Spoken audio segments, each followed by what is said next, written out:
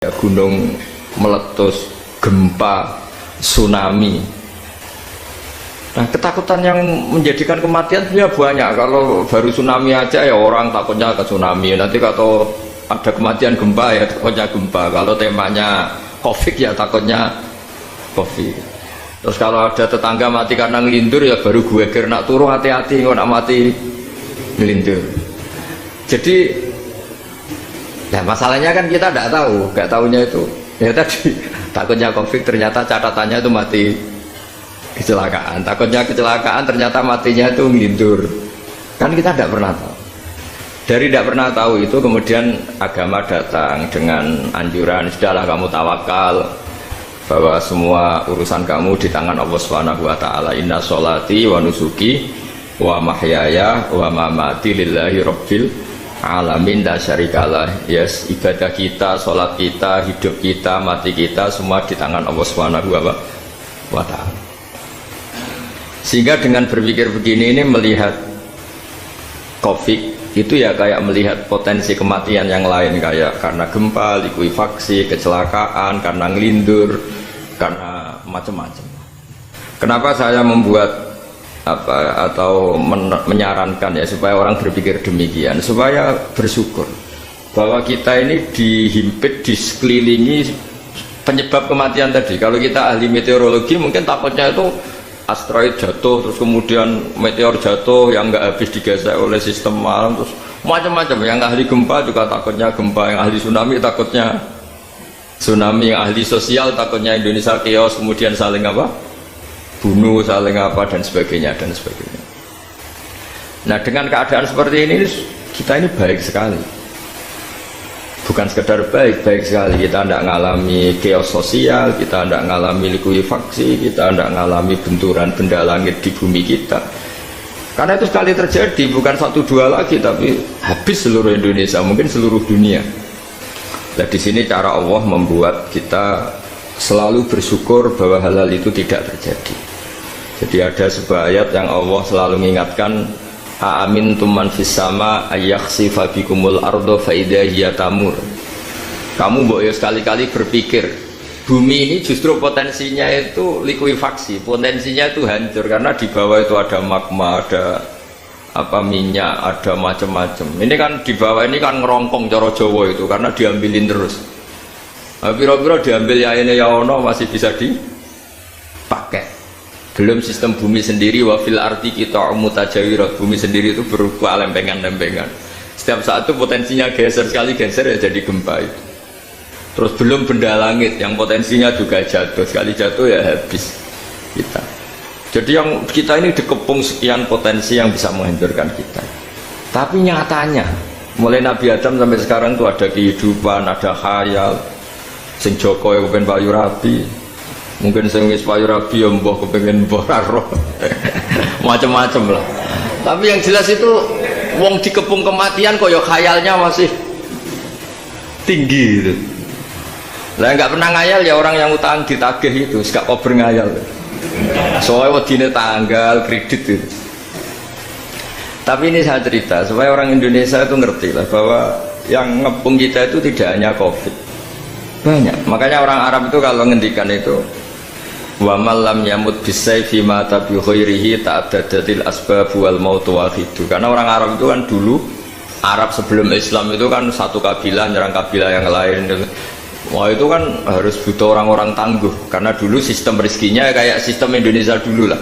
Kerajaan ini nyerang ini, supaya satu kerajaan punya eksistensi harus mengalahkan kerajaan yang lain. Bahkan cerita-cerita itu sama lah di Indonesia di mana-mana. Nah, itu pemuda-pemuda yang gagah berani itu karena punya pegangan tadi. Wa malam yamut bisayfi toh mata biwirihi. Kalau kamu tidak mati di medan perang ya tetap aja mati juga.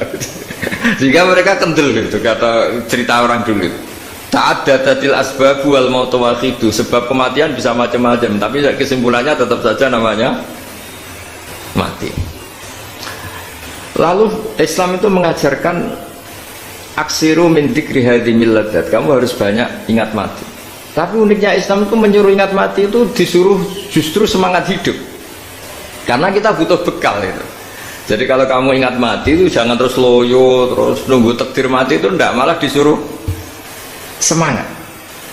Nah, tenaga medis semangat mengobati pasien, yang pasien juga semangat mensupport dirinya supaya punya keberanian hidup. Orang Jawa nunggoni anak, nunggoni putu.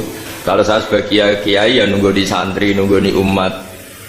Jadi ingat mati itu justru dengan cara mencintai hidup. Karena hidup ini adalah bekal kita untuk sanggup ketemu Allah Subhanahu wa taala. Kadang-kadang bekal itu mudah sekali. Ada orang nakal gara-gara minumin anjing yang baru haus, sama Allah dimaafkan. Ada orang yang pulang dari tempat kerjanya, ada duri di tengah jalan, disikirkan takut kena orang, diampuni Allah, akhirnya menjadi ahli apa? Surga. Ada orang yang kerja untuk orang tuanya, kemudian orang tuanya dicukupin menjadi ahli surga. Bahkan ada ahli surga itu ceritanya itu, tapi ini jangan dicoba. Ada orang sudah jelas niat, nyon sewu niat zina, sudah tinggal itu terus mikir dia, saat itu takut Allah gak jadi, barokahnya gak jadi, langsung dia jadi ahli surga. Sarannya gak jadi loh, tapi ya tidak usah dicoba. Itu kalau keterusan masalah. Jadi Islam itu menganjurkan ingat mati, tapi justru dengan cara mencintai kehidupan. Karena yang jadi referensi Allah nanti di akhirat adalah perilaku kita, amal kita zaman apa? Hidup. Jadi disuruh ingat mati, tapi justru dengan cara sangat mencintai apa? Kehidupan. Lalu yang dinamakan kehidupan itu apa? Ya kita-kita ini. Ada yang mengkhidmati agama, mengkhidmati orang sakit. Mengkhidmati itu ya berbakti, membantu. Ada yang nata lalu lintas, ada yang nata keamanan kayak Pak Polisi, ada yang nata keuangan kayak Kemenku, macam-macam. Semuanya harus kita cintai, profesi-profesi yang oleh Islam dianjurkan untuk kita nekuni itu. Jadi saya mohon lewat cerita ini orang itu tidak fokus takut COVID. Kasihan COVID kan jadi tersangka pembunuh sini. Padahal di kampung-kampung orang lugu-lugu yang saking nggak ngertinya itu kalau dikasih sumbangan tuh katanya itu salam ning COVID matur nuwun. Itu ribet kalau orang lugu-lugu itu dikira COVID itu satu makhluk atau manusia yang apa nyumbang itu. Jadi saya mohon semohon-mohonnya, minta seminta-mintanya, sampean harus ngitung nikmat lah. Dengan sistem meteor seperti itu di langit tidak jatuh ke kita, sistem bumi yang sudah ngerongkong gini tidak likuifaksi, terus di dunia ini banyak kimia, banyak racun itu kalau misalnya meledak kemudian dibawa angin mungkin matinya lebih massal. Ternyata semua itu gak terjadi. Artinya nikmat yang sekarang kita dapatkan, kita nikmati sekarang itu jauh lebih besar ketimbang ketakutan kita. Nah, ini Islam selalu menganjurkan fadzkuru ala Allah la'allakum tuflihun. Selalu ingat sisi-sisi nikmatnya Allah. Kamu jangan hanya sisi wah kita dikepung COVID, kita punya istri judes, punya anak nggak nurut, punya atasan sadis, punya anak buah nggak loyal. Kalau gitu terus ya kamu nggak berani hidup.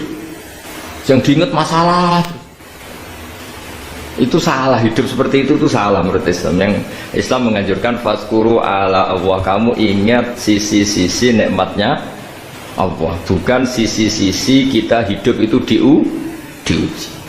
Saya punya sekian cerita ulama-ulama yang unik yang punya nasihat itu. Jadi ada orang kaya raya dulu temannya banyak, anak buahnya banyak.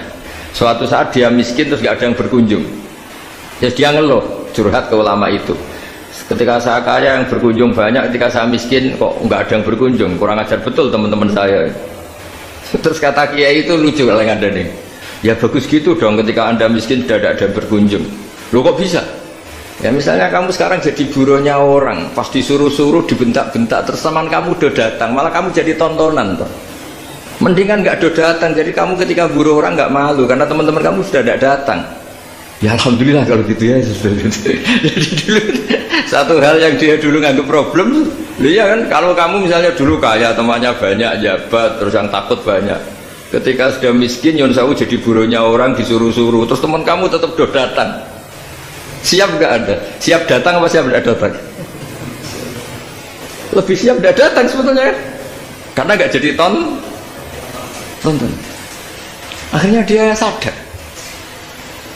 Ya gitu kalau dikeluhin istri saya ini judes, ya sering marahin gini-gini. Ya bagus dong marahin kamu, kalau marahin tetangga masalah. Coba kamu punya istri kalau marah marahin orang lain, pusing enggak? Mendingan marahin. Jadi pokoknya dilatih terus. Lama-lama dia bersyukur. Nah, termasuk cara kita melihat kehidupan. Ada doa Rasulullah SAW yang luar biasa. Ya Allah, jadikan kehidupan ini sebagai penambahan saya untuk berbuat baik. Wal mauta rohatan li min kulli syarrin. Kalau saya engkau takdir mati, ya anggap mawon ini mati itu berakhirnya semua potensi keburukan saya. Orang itu kan potensinya dua, buruk betul atau potensi buruk. Mungkin sekarang kita ada korupsi, tapi saja suatu saat kita korupsi. Mungkin sekarang kita ada salah, suatu saat potensi salah. Dan mati itu mengakhiri itu semua. Makanya saya berkali-kali cerita kalau ngaji, kalau orang-orang alim NU itu kalau ada bajingan mati tetap dia seksain ini baik dia. Itu tetangganya nggak mau semua. Wong bajingan kok darani baik, tapi kiainya ngotot harus disaksikan kalau ini baik. Akhirnya mereka bilang ya baik-baik, padahal di hati kiainya sudah tidak bisa garong lagi, tidak bajing lagi, ya baiklah gitu. Jadi sehingga orang-orang soleh itu melihat hidup itu ya biasa, melihat mati itu biasa, karena hidup adalah sarana kita menambah kebaikan, dan mati adalah akhir dari segala keburukan kita atau potensi keburukan kita. Jadi Islam itu mengajarkan kita gimana menghadapi kehidupan, juga gimana menghadapi apa? Kematian. Jadi saya ulang lagi, itu ajaran-ajaran Islam yang luar biasa. Jadi ij'alil hayata ziyadatan li fi kulli khairin wal mauta rohatan li min kulli syarrin. Jadi hidup menambah kebaikan, kalau kita mati anggap saja mengakhiri semua buruk kita kalau kita sedang buruk atau potensi keburukan kita. Saya cerita ringan tapi supaya diingat-ingat. Jadi kalau kita yang nekuni, saya tadi kan sudah bilang, kita kiai yang nekuni ilmu itu ya tadi kita agak fokus bicara COVID. Inna Allaha yumsikus samawati wal ardo an tazula wala in zalata in amsakahuma min ahadin min ba'dih. Kalau kamu ahli meteorologi kan melihat ini jatuh jumlahnya besarnya sekian. Ini kalau digesek oleh atmosfer paling masih sekian, kayak kemarin Januari kan hujan meteor yang sering kena Lampung kemarin. Terus di mana-mana mesti takut kamu itu. Kalau kamu ahli gempa takutnya itu ya pergeseran lempengan bumi. Kalau kamu ahli tsunami ya takutnya tsunami. Kalau ahli sosiologi ya takutnya chaos sosial, ya sama kamu medis ya takutnya penyakit yang menular, penyakit seperti ini. Oke, kita sekarang fokus menghadapi COVID dan kita selalu berharap supaya Indonesia terbebas dari apa? COVID dan musibah-musibah yang lain. Ya tadi, apa gunanya terbebas dari COVID tapi chaos sosial kayak apa terus kita? Sehingga Islam selalu mengajarkan harus disyukuri lah bahwa kita sekarang alhamdulillah kita hidup harmonis. Kita kata Mbah Mun Bhinneka Tunggal Ika itu dingendikakno terus yang terakhir masalah air. Air itu sumber kehidupan. Di antara Allah mengingatkan kita adalah qul ara'aitum in asbaha ma'ukum ghoran famay ya'tikum bima'in ma'in. Bumi ini kan bawahnya ada magma, terus ada air. Normalnya air itu nggak ada. Secara teori itu normalnya air itu nggak ada, karena bumi itu kan kalau ada air kan meresap. Sudah meresap, bawahnya itu ada minyak, ada magma, harusnya air itu tersedot habis. Tapi orang saking angkuhnya, saking cueknya, ngira air itu malah potensinya itu abadi. Sebetulnya kalau menurut teori alam, air itu gampang hilang kan, diletakkan di bumi ya bumi itu meresap. Nanti bawahnya itu ada minyak, ada sebagian ada magma, ada macam-macam lah. Jadi potensi air itu harusnya nggak ada malah kalau melihat sistem itu. Tapi karena Allah saking rahmannya, air ini dijaga sedemikian rupa tetap ada. Kalau melihat sistemnya kan normalnya malah nggak ada. Makanya Allah selalu mengingatkan, in asbaha ma'ukum ghoron. Suatu saat air yang kamu pakai yang jadi sumber kehidupan itu bisa saja tahu-tahu hilang. Mungkin tersedot oleh panas bumi atau corong Jawa niku nyeresep entek atau gimana lah cara Allah menghilangkan. Famay ya'tikum bima'in ma'in. Lalu siapa yang bisa mendatangkan air itu lagi? Ini kata para hafid, ini yang kata guru-guru ya, termasuk yang dikatakan Pak Mukhtar ini, nanti orang harus menghentikan menjawab Allahu Rabbul Alamin, hanya Allah sendiri yang bisa mengatur air ini selalu ada. Ya, coba kalau kamu pikirkan air kamu sokkan di bumi kan mesti langsung hilang, meresap ke bumi. Bumi ada bawahnya lagi, ada bawahnya lagi, dan mungkin bukan yang paling bawah, mungkin tomak harusnya itu nggak ada. Tapi Allah saking sayangnya mengatur sistem air itu ada dan tersedia. Tapi ketika orang terlalu cuek dan angkuh sampai lupa syukur tersedianya apa? Air itu Allah mengingatkan, disuruh bayangkan, kul aro'aitum, coba bayangkan kalau in asbaha ma'ukum ghauron. Tadi kan ada khataman ya, saya ikut terima kasih. Bayangkan kalau air suatu saat itu ghauron, menjadi hilang. Fama ya'tikum bima'in ma'in.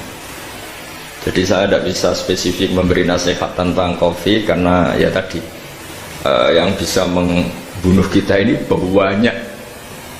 Ya, tsunami ya bisa bunuh, gempa bisa bunuh, likuifaksi bisa bunuh, jatuhnya benda lain kita bisa bunuh, takut tanggal utang kaget ya bisa bunuh. Macam-macam, semacam-macam lah ngelindur ya. Kemarin mudik aja yang sebelum tertata rapi aja, mudik aja berapa kemarin, kalau ada apa mudik lebaran yang tahun berapa, 3 tahun yang lalu apa 4 tahun yang lalu dulu. Jadi saya mohon, ketakutan kita adalah yang hakikat adalah takut jadi hamba yang tidak baik. Itu yang harus jadi ketakutan sejati. Takut kita di mata Allah tidak jadi hamba yang baik, sehingga kita jauh dari Allah Subhanahu wa ta'ala. Karena cita-cita terbesar kita dan cita-cita terbaik kita adalah jadi hamba yang diridhoi Allah Subhanahu wa ta'ala. Sebaliknya ketakutan kita sejati adalah takut su'ul khotimah, takut jadi hamba yang tidak baik. Kita inginnya adalah assalamu alaina wa ala ibadillahis sholihin. Yang berhak mendapat keselamatan dunia akhirat adalah orang-orang atau hamba-hamba yang soleh. Ya tadi, untuk menjadi soleh itu gampang di Islam itu. Tenaga medis nolong pasien ya ibadah, pasien husnudzon sama dokter ya ibadah, mengelola hidup, ingin hidup ya ibadah, anak ngurus istri, istri ngurus, pokoknya anak yang ngurus keluarganya juga ibadah. Semuanya itu di Islam itu asal tidak maksiat itu dianggap apa? Ibadah. Dan untuk orang menjadi kekasihnya Allah kayak tadi, ada orang yang karena ngerawat hewan dijadikan walinya Allah, menghilangkan apa duri atau pengganggu di jalan jadi kekasih Allah. Itu cerita-cerita itu semuanya ringan. Bahkan tadi ada yang cerita sekedar ingin maksiat dan tidak jadi. Dalam Islam itu kan gitu, orang merencanakan maksiat kemudian tidak jadi, itu ditulis pahala. Jadi gampang sekali untuk menjadi orang soleh dalam Islam. Kalau tidak bisa itu semua, kata Nabi, takufus syarroka anin nas fa innaha shadaqatun minka ala nafsik. Kalau tidak bisa berbuat baik sama orang lain, yang penting tidak mengganggu orang lain. Terus kan ini tidak seturu nih ngomah ngelamun bengak-bengok dewi coba banter-banter, tapi nak bengok-bengok banter-banter kan ganggu tonggo. Itu asal tidak ganggu orang lain. Takufus syarroka anin nas, kamu jangan sampai efek buruk kamu berakibat pada orang lain. Itu juga fa'indah shadaqatun minka ala nafsik, itu ya bagian dari sedekah kamu. Taruh saja misalnya kalau secara ilmu medis, misalnya kita ini kok dinyatakan positif COVID, secara ilmu medis nggak boleh ketemu orang lain, terus kamu diisolasi. Kamu niatin ketika diisolasi itu tidak menularkan bahaya kepada orang lain, itu juga ibadah. Jadi ibadah itu gampang sekali, mudah sekali. Karena agama ini yuridu wa bikumul yusra wala yuridu bikumul usra. Agama ini mudah, bukan sulit. Ya, mohon maaf tadi saya nggak bisa datang yang jam 11 karena saya tadi malam hormat di Jogja, acara 7 harinya Kiai Jatah. Tadi pagi baru datang. Tapi saya mohon pokoknya yang seneng ya, hidup itu yang seneng, diberi kesempatan hidup sampai sekarang itu yang seneng. Jangan karena teman kamu meninggal terus akan-akan ini teman saya meninggal, paling saya besok. Kok kamu tahu?